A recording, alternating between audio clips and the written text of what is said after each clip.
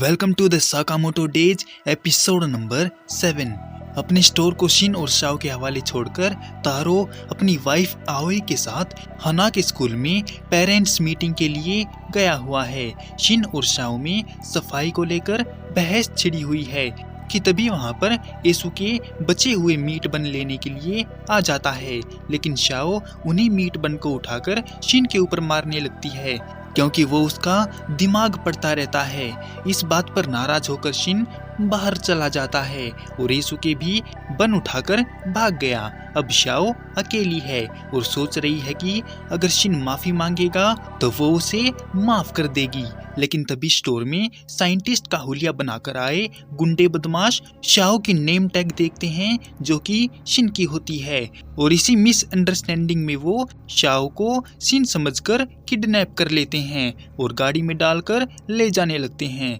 तानाका-सान नाम वाले को विश्वास ही नहीं हो रहा है कि 11 साल पहले लैब से भागा हुआ बच्चा एक आम जिंदगी कैसे जी रहा है, लेकिन बगल में बैठे सेबा को लगता है कि ये शिन नहीं है क्योंकि उसके बाल भी अलग हैं और जेंडर भी।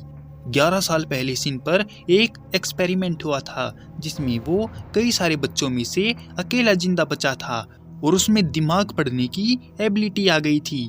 तानाका-सान उसे बदकिस्मत समझता है क्योंकि इस एबिलिटी से कोई उसके पास नहीं आता और सब उससे नफरत करते हैं। इस बात पर शाओ तानाका-सान को बढ़िया वाली लात मारती है और कहती है कि सबसे अलग होना कोई बुरी बात नहीं है और शिन भले ही एक नंबर का गधा हो, लेकिन वो इन गुंडे बदमाशों से तो बेहतर ही है। शाओ ने बताया कि उन्होंने गलत किडनैपिंग कर ली है क्योंकि वो शिन नहीं शाओ है, और वहीं गुस्सा ठंडा होने पर शिन स्टोर पर आता है और शाओ को माफ करने के लिए तैयार हो जाता है, लेकिन उसने देखा कि शाओ तो वहां पर है ही नहीं। और इतने में ही तारो भी अपनी फैमिली के साथ वापस लौट आता है और शिन को परेशान देखकर उसने कारण पूछा तो शिन ने बताया कि उसकी गलती की वजह से शाओ किडनैप हो गई है।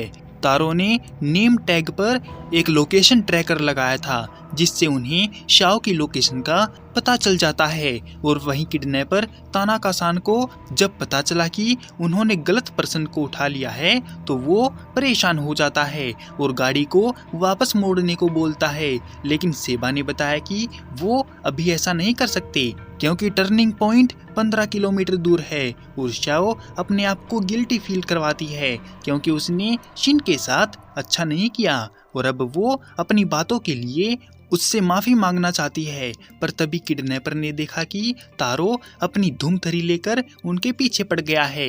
तारो उन लोगों से शाओ को वापस करने को बोलता है और तानाका-सान राहत महसूस करता है कि अब वो शिन को पकड़कर ले जाएंगे और हायर अप की डांट खाने से बच जाएंगे। शिन उनको पहचान गया कि ये लैब वाले बदमाश हैं और तारो का सामना करने के लिए तानाका-सान अपने 2 बाइकर को भेजता है। एक बाइकर तारो का सामना करने के लिए आता है तो तारो उसको एक लात मारकर गिरा देता है और शिन एक पिकअप में कूद जाता है और एक फट्टा उठाकर बाइकर की तरफ फेंक कर मारता है और उसे गिरा देता है। तारो अपनी धूमथरी को घुमाता है और एक का काम तमाम कर देता है। शाओ उनको सरेंडर करने को बोलती है लेकिन वो नहीं मानते और खाली हाथ नहीं जाना चाहते। शिन उनकी गाड़ी के ऊपर आ जाता है और तानाका-सान सेबा को फाइट करने को बोलता है। सेबा ऊपर चढ़ जाता है और अपनी ड्रेस को उतार देता है। सेबा का मानना है कि वो शिन को पकड़कर मालामाल हो जाएगा। सेबा अचानक से गायब होकर शिन को लात मारकर गाड़ी पर गिराता है और जंप करके तारो की धूमथरी पर आ जाता है तो तारो उसकी गर्दन पकड़ता है और सेबा उसकी पेट्रोल टंकी को लीक कर देता है और आग लगने पर तारो गिर जाता है और वो बदमाश शाओ को लेकर भाग जाते हैं। तारो के पूछने पर शिन ने बताया कि ये लैब से आए थे जो कि एक इलीगल ऑर्गेनाइजेशन है और उसी के अंदर शिन का बचपन गुजरा है। शिन को वो लोग खतरनाक तो नहीं दिखते पर कुछ अजीब जरूर हैं। तारो और शिन वहां पहुंच जाते हैं और उन्होंने देखा कि ये साले तो बड़े खतरनाक लोग हैं, क्योंकि उन्होंने अपने लैब को छुपाने के लिए उसको एक ओकुताबी म्यूजियम का रूप दे रखा है। अंदर जाने पर वो लोग देखते हैं कि ये जगह बिल्कुल ही एक म्यूजियम की तरह ही है। पर तभी उनको दो लड़कियां पकड़ लेती हैं और उनकी फोटो लेने लगती हैं। उन दोनों ने अपने आप को छुपाने के लिए डायनासोर का मास्क पहन लिया था और शिन तारो को एक सीक्रेट रूम की तरफ ले जाता है और वहीं सेबा और तानाका-सान शाओ को पकड़कर ले जा रहे हैं। तभी उनके सामने एक गधा घोड़े का मास्क पहनकर आता है, जिसके हाथ और मुंह पर टाँके लगे हुए हैं। उसने देखा कि ये तो एक लड़की है, तो वो उनको धमकी देता है कि अगर उन्होंने कुछ छुपाने की कोशिश की तो उनकी माँ बहन कर दी जाएगी। जिससे डरकर सेबा ने कहा कि ये शिन नहीं है, लेकिन ये एक जरिया बन सकती है शिन को पकड़ने का। झूठ बोलने के लिए तानाका-सान को भी पकड़ लिया जाता है और घोड़े के मास्क वाला गधा सेबा को कहता है कि उन्हें जल्दी ही शिन को पकड़ना होगा और वो एक रहस्यमयी आदमी के बारे में मेंशन करते हैं, जिसका उन्हें विश्वास जीतना है। सीक्रेट रूम में जाने पर शिन एक सीक्रेट मेथड से वहां एंटर करने की कोशिश करता है, लेकिन गलत पासवर्ड डालने पर वहां की सिक्योरिटी एक्टिवेट हो जाती है और बगल में खड़ा रोबोटिक भालू अपने मुंह से उन पर अटैक करने लगता है। तो तारो उसको वहीं पर सुला देता है। तो पास में खड़ा दूसरा पोलर बियर भी यही करता है, लेकिन अटैक से पहले ही शिन एक भाला उठाकर उसके सिर के आर पार कर देता है। शिन के पूछने पर तारो ने बताया कि ट्रेनिंग के दिनों में उसने कई सारे वाइल्ड एनिमल का सामना किया है। फेज 1 के नाकाम होने पर सिक्योरिटी सिस्टम फेज 2 को एक्टिवेट कर देती है, जिसमें पास ही खड़ा एक बड़ा सा डायनासोर का स्केलेटन हरकत में आ जाता है और उन पर हमला करना शुरू कर देता है। उसकी हरकतों से तारो सरप्राइज होता है और उसको अपनी बेटी के लिए जिंदा पकड़ने का प्लान बनाता है। डायनासोर फिर से हमला बोल देता है तो शिन नोटिस करता है कि उसके सिर में एक डिवाइस लगा हुआ है जो उसको कंट्रोल करता है। शिन तारो को इन्फॉर्म करता है कि अगर वो अपनी इलेक्ट्रिक गन का इस्तेमाल करे तो वो उसको बिना किसी डैमेज के पकड़ सकते हैं। तारो समझ जाता है और एक जंप करके उसके मुंह में अटैक करता है। एक पल के लिए उन्हें लगा कि डायनासोर सो गया है, लेकिन सिस्टम उसको रीबूट करके काउंटर अटैक करने के लिए उसकी पावर को बढ़ा देती है और डायनासोर बिना रुके अपनी पूंछ से अटैक करने लगता है और तारो को खुद को संभालने तक का मौका भी नहीं देता और उसकी गन को भी तोड़ देता है, जिस पर तारो को गुस्सा आ जाता है और वो उसको जिंदा पकड़ने की बात छोड़कर पहले तो उसके डिवाइस को तोड़ता है और फिर एक जंप करके उसको बढ़िया वाली लात मारकर उसके टुकड़े टुकड़े कर देता है। इस फाइट की आवाज अंदर तक जाती है। इशिकावा नाम का साइंटिस्ट समझ नहीं पाता कि वहाँ क्या हो रहा है। तभी उसको पीछे से एक दूसरा साइंटिस्ट लात मारकर कहता है कि वो बहाने बनाना छोड़कर अपना काम पूरा करें। इशिकावा कहता है कि ये काम कभी सही से पूरा नहीं होगा जब ये लोग उनको एक ब्रेक भी नहीं दे सकते और तो और उनको सोने भी नहीं दिया जा रहा है और वो 3 दिन से लगातार काम किए जा रहे हैं। ये सुनकर साइंटिस्ट गुस्सा हो जाता है और उसको मारने ही वाला होता है कि तभी बीच में तारो आकर उसको पकड़ता है और शिन उसको सुला देता है।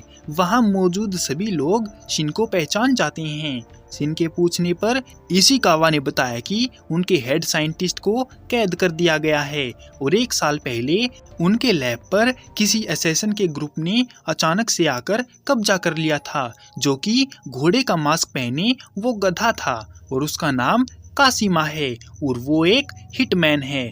उसे लोगों को टपकाने के लिए एक नया वेपन चाहिए, लेकिन वो साइंटिस्ट के दिमाग का इस्तेमाल करके ऐसा करना चाहते हैं क्योंकि अब वो चाकू छुरी से बोर हो चुके हैं। शिन कहता है कि अगर वो शाओ को एक एक कमरे में ढूंढेंगे तो बहुत टाइम बर्बाद हो जाएगा और उन लोगों से भी लड़ना पड़ेगा। तभी वहाँ किसी के आने की आहट सुनाई देती है तो साइंटिस्ट उन दोनों को छुपा देते हैं। दूसरी तरफ जेल में बंद साइंटिस्ट बाहर निकलने के लिए शोर मचा रहा है तो शाओ उसको बढ़िया वाली लात पेलती है और बेवकूफ लड़की एक छोटे से पत्थर से जेल को तोड़ने की कोशिश करती है।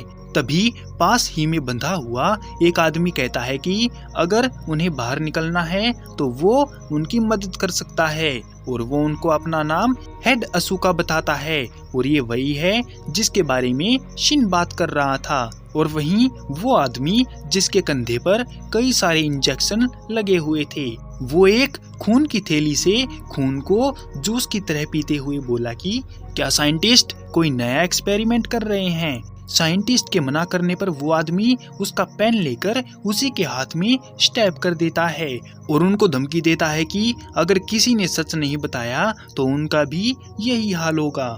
वो ऐसा इसीलिए कर रहा है क्योंकि उसने अपने साथियों को बाहर बेहोश पड़े देखा था। शिन उनको बचाने के लिए बाहर निकल आता है और पूछता है कि क्या वो भी कोई एग्जीक्यूटर है। तो आदमी कहता है कि अगर वो है भी तो भी शिन कुछ नहीं कर पाएगा क्योंकि उन्होंने यहाँ पर काफी तगड़े एक्सपेरिमेंट किए हैं। वो तेजी से आता है और शिन पर हमला बोल देता है और शिन के दिमाग को एक झटका देता है जिससे उसके दिमाग में गड़बड़ हो जाती है और वो उल्टे सीधे वर्ड्स बोलने लगता है।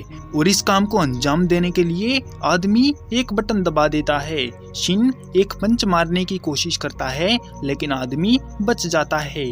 तभी तारो एकदम से निकलता है और उसको एक बढ़िया वाला घुसंट पीलता है जिससे आदमी दूर जाकर गिरता है। अंदर रहने की वजह से तारो के चेहरे का शेप बिगड़ जाता है। तारो ने कहा कि वो नहीं जानता कि शिन के साथ यहाँ पर क्या क्या हुआ है लेकिन अगर शिन चाहेगा तो वो बिना किसी तोड़फोड़ के उसके बचपन के घर की मरम्मत करेगा जिसके लिए शिन हाँ बोल देता है।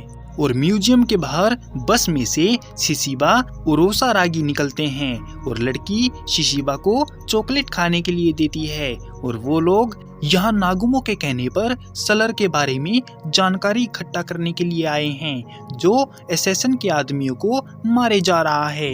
इसी के साथ the end of Sakamoto days episode number 7। तो मिलते हैं किसी और वीडियो में, तब तक के लिए सायोनारा।